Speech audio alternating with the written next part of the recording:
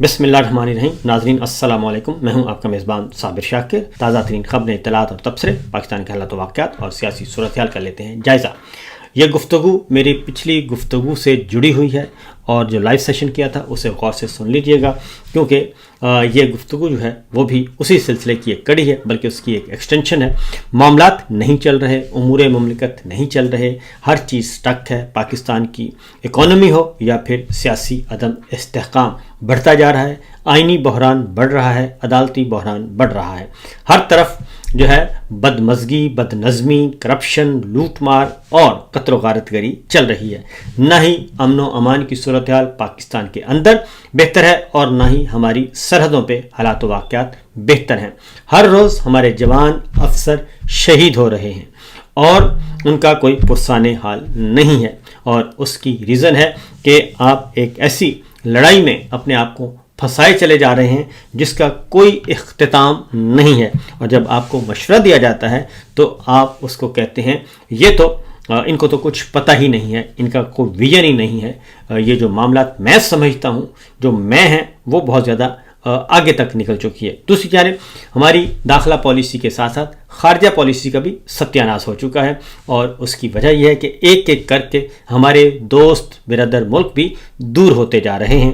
اور اس کے پیچھے بھی ایک ہی بات ہے کہ آپ بیک وقت سب کو لالی پاپ نہیں دے سکتے اور سب کو آپ خوش نہیں رکھ سکتے. اور جب آپ سب کو یہی کہیں گے آپ فکر نہ کریں، بس میرا تسلسل رہنا چاہیے، مجھے ایکسٹینشن ملنی چاہیے، میرا سلسلہ چلنا چاہیے، اور ناجائز حکمران یہ جا کے کہیں کہ جناب ہمارا مینڈیٹ جو چوری کیا ہوا ہے، یہ مینڈیٹ اس کو آپ تسلیم کر لیں اور ہم آپ کو سرو کریں گے، آپ کی خدمت کریں گے. تو جب آپ یہ سب کچھ سب کو لالی پاپ دینا شروع کر دیں تو ایک وقت آتا ہے کہ آپ کسی کی بھی خواہش پوری نہیں کر سکتے، اس لیے کہ زمینی حقائق بالکل اس کے برعکس ہوتے ہیں. تو سچویشن یہ چل رہی ہے. نمبر 1 یہ کہ پاکستان کا کوئی بھی ادارہ کام نہیں کر رہا. پاکستان کے جو بیمار یونٹس سے صنعتی یونٹس بڑے بڑے، وہ سب کے سب آپ ایک ایک کر کے بیچ رہے ہیں اور بیچ کر جان چھڑوا رہے ہیں. اور پی آئی اے ہو یا پھر کوئی اور ادارہ، اب سٹیل ملز کی باری ہے اور اس کے بعد کسی اور ادارے کی باری ہوگی. ایئرپورٹس ہم دے رہے ہیں، آؤٹ سورس کر رہے ہیں. یہ سارے کا سارا پی آئی اے کی نجکاری کا معاملہ ابھی ختم نہیں ہوا، کیونکہ اس کے اندر سے ابھی بہت سارے معاملات برآمد ہونے ہیں کہ کون کس کا فرنٹ مین ہے اور کون کس کا فرنٹ مین ہے.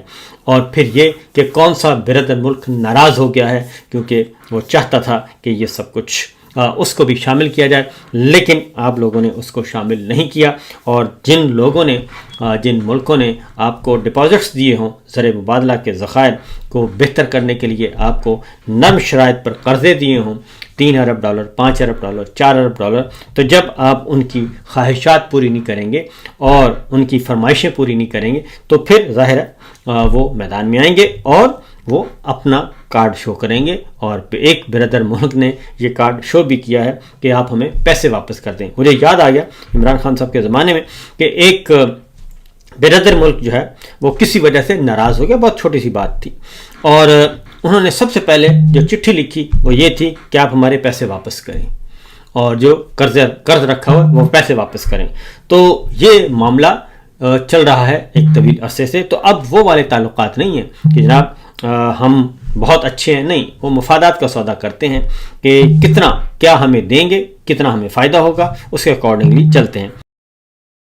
بہرحال جو ہمارے سامنے اس کا سچویشن ہے، پہلے ذرا اس کا جائزہ لے لیتے ہیں اور اس کے بعد پھر ہم کریں گے پولیٹیکل جو ٹرمائل چل رہا ہے اور معاملات کس طرف لے جانے کی کوشش کی جا رہی ہے، اس طرف آتے ہیں. سب سے پہلے تو یہ کہ پاکستان نے جنوری سے اکتوبر تک، اس سال جنوری سے اکتوبر تک وفاقی قرضوں میں 5,332 ارب روپے کا اضافہ ہو چکا ہے. 5,332 ارب روپے کا اضافہ ہوا ہے جنوری سے اکتوبر تک. ابھی نومبر اور دسمبر کا حساب شامل نہیں ہے. تو اس سے دوسری جانب اتنا ہی جو ہے وہ کرپشن ہوئی ہے، 5,300 ارب روپے کی کرپشن ہوئی ہے، اور یہ آئی ایم ایف کی رپورٹ میں آیا ہے اور نیب نے بھی اس بارے میں اظہار خیال فرمایا تھا. تو آپ 5300 ارب روپیہ جو ہے وہ وفاقی قرضوں میں اضافہ ہوا اور 5300 ارب روپیہ ہی آپ کا کرپشن کی نظر ہو گیا IMF کی رپورٹ کے مطابق اور نیب کی رپورٹ کے مطابق یہ ہے معاملہ اس حد تک چل رہے ہیں. لیکن اب سوال یہ پیدا ہوتا ہے جی کہ کیا وجہ ہے کہ ہمارے قومی ادارے جو ہیں وہ کام نہیں کر رہے، اور قومی ادارے جو پاکستان کے جو اثاثہ جات ہیں وہ سارے کے سارے بیٹھ رہے ہیں. وہ اسٹیل مل ہو، وہ PIA ہو، وہ پاکستان پوسٹ ہو، وہ ریلوے ہو، وہ لائف انشورنس ہو، اسٹیٹ لائف انشورنس ہو، وہ پاکستان پیٹرولیم ہو، وہ سوئی گیس ہو، یہ سارے کے سارے آئل اینڈ گیس، یہ سارے کے سیکٹر بیٹھ رہے ہیں. تو پھر یہ ہو کیا رہا ہے؟ تو پھر ترقی کون کر رہا ہے؟ یہ میرے سامنے کچھ اعداد و شمار پڑھیں کہ فوجی فاؤنڈیشن $6 ارب کے ساتھ ملک کا سب سے بڑا کاروباری گروپ ہے، اور سب سے زیادہ پیسے ان کے پاس ہیں، اور 30 سے زیادہ جو ہیں وہ صنعتی یونٹس ان کے کام کر رہے ہیں. اور اس میں بڑے اس میں کوئی شک نہیں ہے کہ فوجی فاؤنڈیشن کے نیچے جتنے بھی کام کر رہے ہیں، وہ خواہ بینک ہے، خواہ وہ سیمنٹ ہے، خواہ وہ کھاد ہے، فرٹیلائزر ہے، جتنے بھی کام کر رہے ہیں بڑے زبردست ہیں اور منافع پہ جا رہے ہیں اور دن دگنی رات چگنی ترقی کر رہے ہیں. بہت اچھی بات ہے. تو پھر کیا وجہ ہے کہ ہمارے جو فوجی بھائی ہیں، GHQ ہے، وہ باقی ادارے، کیونکہ حکومت تو انہی کی ہے، پچھلے 3.25 سال سے انہی کی حکومت ہے، اور باقی تو یہ سارا ہائیبرڈ سسٹم ہے. اس سے پہلے پرویز مشرف صاحب رہے، تقریباً 9-10 سال رہے، اور وہ بھی انہی کی حکومت تھی. اس ضیاء الحق صاحب رہے 11 سال، پھر ایوب خان صاحب رہے 11 سال، پھر یحییٰ خان رہا 3 سال. تو یہ انہی کی حکومت چل رہی ہے، ڈائریکٹ اور انڈائریکٹ. تو پھر کیا وجہ ہے کہ فوجی فاؤنڈیشن جو ہے وہ $6 ارب کے ساتھ سب سے مستحکم ادارہ، اور اس کے نیچے جتنے بھی صنعتی یونٹس ہیں وہ سب کے سب اچھے جا رہے ہیں؟ تو پھر یہی ایکسپرٹیز جو ہیں وہ باقی اداروں میں کیوں نہیں جاتی؟ کیونکہ سربراہان بھی آپ کے رہے ہیں. PIA جو ہے اس کی سربراہی بھی آپ کے پاس رہی ہے، اسٹیل ملز کی سربراہی اکثر و بیشتر آپ کے پاس رہی ہے، اور اس کے ساتھ ساتھ آپ کے جو PIA کے ساتھ اور باقی اس وقت بھی آپ دیکھ لیں نیب کی سربراہی آپ کے پاس رہی ہے، اور زیادہ تر مور دین 90%. نادرا آپ کے پاس ہے، FPSC آپ کے پاس ہے، باقی بے شمار ادارے جو ہیں وہ آپ کے پاس ہیں. اور لیکن معاملہ یہ ہے کہ یہ تمام ادارے جو ہیں کام نہیں کر رہے، اور کام صرف وہ کر رہے ہیں جو فوجی فاؤنڈیشن کے انڈر ہیں. تو اس پہ ذرا غور سے سوچنا چاہیے کہ آخر یہ ماجرا کیا ہے. اس کے ساتھ ساتھ جو مزید ہیں کہ جبکہ ہو کیا رہا ہے، ہو یہ رہا ہے کہ سارے کا سارا معاملہ ابھی PIA پرائیویٹائز کیا ہے. تو PIA کی پرائیویٹائزیشن جو ہے وہ $10 ارب میں ہوئی ہے صرف، اور باقی سارے کا سارا وہ فریب نظر ہے. تو بابر اعوان صاحب نے ایک طرف توجہ دلائی ہے، انہوں نے کہا ہے کہ ہمارا سابقہ جو TNT کی پرائیویٹائزیشن کا تجربہ ہے وہ ابھی تک ہمارا منہ چڑھا رہا ہے، اور UAE نے TNT کو پرائیویٹائزیشن سے پہلے خریدار اور اس کی سیل سے حاصل ہونے والے $2.1 ارب ابھی تک پاکستان کو وصول نہیں ہو سکے. اور اس عدم وصولی کی واحد وجہ سمجھ آتی ہے کہ پاکستانی فیصلہ سازوں کی بلیک منی سے دبئی میں انویسٹمنٹ ہے. کیونکہ یہ حقیقت ہے کہ TNT ہمارا جو PTCL بیچا گیا تھا وہ ابھی تک اس کی ریکوری نہیں ہوئی، اور UAE کی گورنمنٹ نے وہ لیا ہوا ہے، اور ابھی تک لیٹیگیشن چل رہی ہے اور قانونی چارہ جوئی چل رہی ہے. مکمل قبضہ ان کا ہے، وہ کنٹرول حاصل کر چکے ہیں، وہ پرافٹ کما رہے ہیں، منافع کما رہے ہیں، سب کچھ کر رہے ہیں، لیکن اس کے پیسے ہمیں ابھی تک نہیں ملے. اور وجہ یہ بات درست ہے کہ وجہ ایک ہی ہے، اور وجہ یہ ہے کہ ہمارے چونکہ حکمرانوں کے اور ہمارے جو ایلیٹ کلاس ہے، سپر ایلیٹ کلاس، اس کی ساری انویسٹمنٹ ادھر ہی ہے UAE میں، اور جس کی وجہ سے وہ بول نہیں سکتے اور وہ کوئی سخت ایکشن نہیں لے سکتے. $100 ارب ہماری سپر ایلیٹ کا ریل اسٹیٹ میں انویسٹمنٹ ہے، اور اس میں حکمران خاندان شامل ہیں. اور اس وقت بھی نواز شریف صاحب، مریم صاحبہ جو ہیں وہ UAE گئی ہوئی ہیں، سعودی عرب UAE گئی ہوئی ہیں، اور وہاں پہ وہ بظاہر وہ جنید صفدر کی شادی کارڈ تقسیم کرنے ہیں، لیکن ہاں یہ ہوتا نہیں ہے کہ شادی کارڈ تقسیم کرنے کے لیے اپنے خود کو جانا پڑے، نانا جی کو جانا پڑے اور والدہ کو جانا پڑے، یہ ہوتا نہیں ہے. تو بہرحال اس یہ بھی کہانی کھل جائے گی، زیادہ دور نہیں ہے. آگے بڑھتے ہیں کہ جبکہ غریبوں کا حال کیا ہے. غریبوں کا حال یہ ہے کہ سردیوں کے کپڑوں کی سیل 60 سے 70% کم ہو گئی ہے، اور اس کا مطلب ہے کہ پاکستان کے عوام کی قوت خرید جو ہے وہ کم ہو رہی ہے. اب ان کے پاس اتنی سخت نہیں ہے کہ وہ سردیوں کے کپڑے خوشی خوشی خرید سکیں، اور جس کی وجہ سے سامنے اعداد و شمار آ چکے ہیں کہ 60 سے 70% کمی. اور پھر ہم اگر اعداد و شمار لیں کہ پاکستان کے اعداد و شمار غربت، مہنگائی، بے روزگاری کے، تو وہ ہمارے سامنے آتے ہیں. تو پھر 44% جو ہے وہ جو خط غربت سے ہمارے پاکستانی عوام نیچے گر چکے ہیں. تو یہ سچویشن یہ چل رہی ہے. لیکن حکمرانوں کی ترجیحات کیا ہیں؟ حکمرانوں کی ترجیحات میں آپ کو بتا دیتا ہوں کہ مریم نواز صاحبہ کو ٹک ٹاکر کہنے پر جو آغا سرور ہیں ہمارے صحافی دوست ہیں، وہ رہ کے آئے ہیں قید میں. تو وہ کہتے ہیں کہ مریم نواز کو ٹک ٹاکر کہنے پر ASI عمر نواز میرے اوپر تشدد کرتا تھا، حالانکہ عوامی رہنما کو میں جو مرضی کہوں. یہ ٹک ٹاکر کہنا کیسا غلط ہے؟ یعنی کہ واقعی بات ہے کہ ٹک ٹاکر جو ہے وہ کوئی گالی نہیں ہے، کوئی غیر پارلیمانی لفظ نہیں ہے.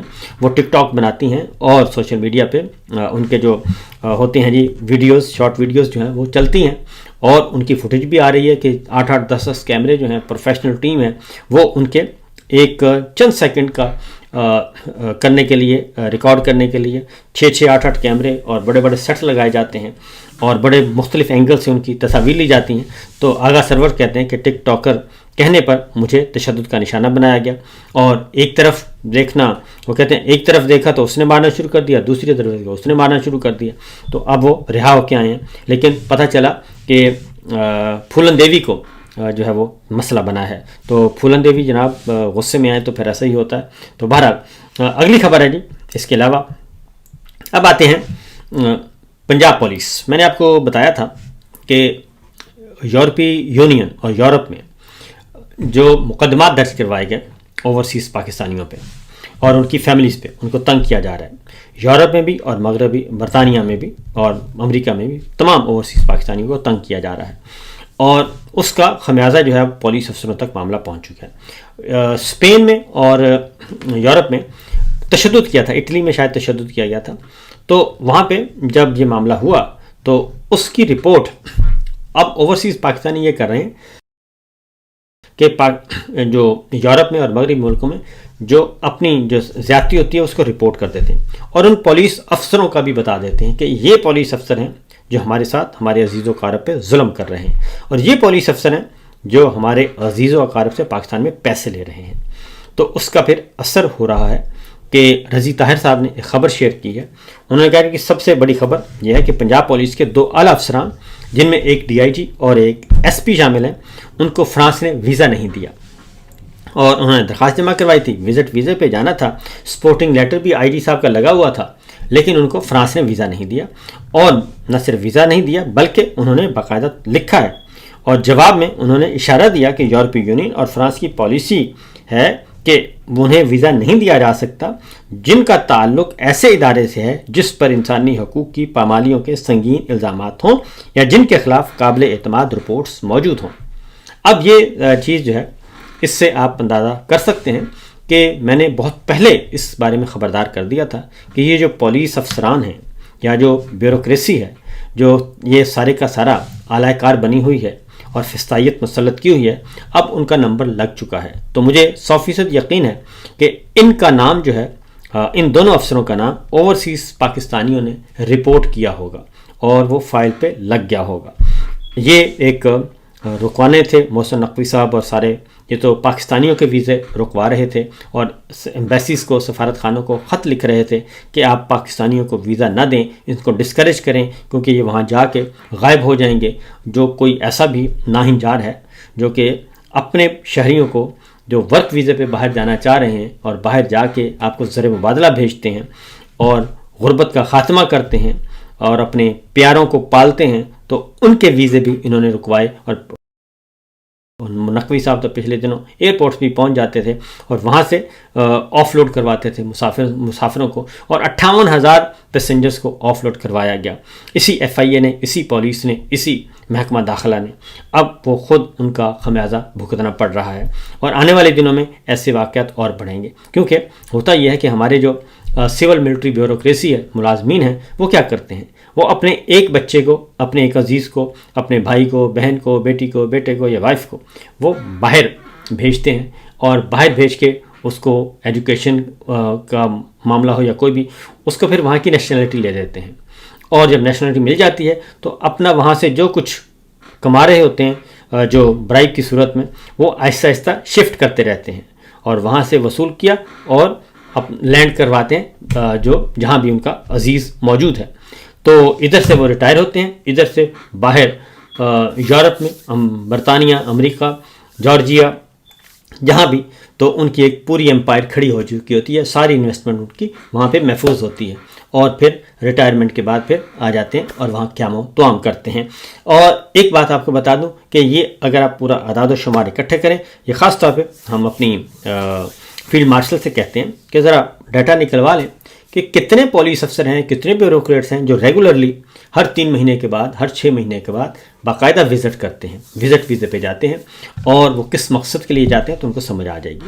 تو بہرحال جی اگلی خبر پہ جاتے ہیں کہ اس ساری صورتحال میں ہو کیا رہا ہے. ہو یہ رہا ہے کہ عمران خان صاحب کے بارے میں کہا جاتا ہے جی کہ انہوں نے کوئی کام نہیں کیا, وہ نکمے تھے, اور اس کا ایک یہ گروہ سے کسی نے کیا جی کہ بتائیں کہ قسمت خان نے کہا, گروہ سے پوچھا کہ بتائیں عمران خان کے پروجیکٹس کیا ہیں, کوئی 20 پروجیکٹ بتائیں. تو عمران خان کے دور کے 20 بڑے پروجیکٹس میں گروہ جو ہے وہ بتاتا ہے کہ احساس پروگرام, غربت مٹاؤ پروگرام, اور 10 بلین ٹری سونامی, نیا پاکستان ہاؤسنگ اسکیم, صحت کارڈ, کامیاب جوان پروگرام, ڈیمز, بھاشا ڈیم, محمد ڈیم, کرتارپور راہداری, کلین گرین پاکستان, روشن ڈیجیٹل اکاؤنٹ, راست پیمنٹ سسٹم, احساس کفالت, پناہ گاہ, لنگر خانہ, کسان کارڈ, احساس اسکالرشپ, پلانٹ فار پاکستان, اور protected areas initiative, COVID smart lockdown, اثاثہ ریکوری یونٹ, اور اس کے ساتھ ساتھ اس میں افغان امن عمل میں جو ہے وہ ایک اہم کردار عالمی سطح پر, اور ریکارڈڈ کیس میں $11 بلین کی بچت, اسلامو فوبیا پر اقوام متحدہ میں قرارداد, اور قرض معافی کی وکالت, روس کے ساتھ تعلقات بہتر, کوئی نئی کوئلہ پلانٹس نہ بنانے کا اعلان. تفصیلات جو ہے وہ انہوں نے کہا جی کہ یہ مستند جو ہے وہ ذرائع سے حاصل کی گئی ہیں.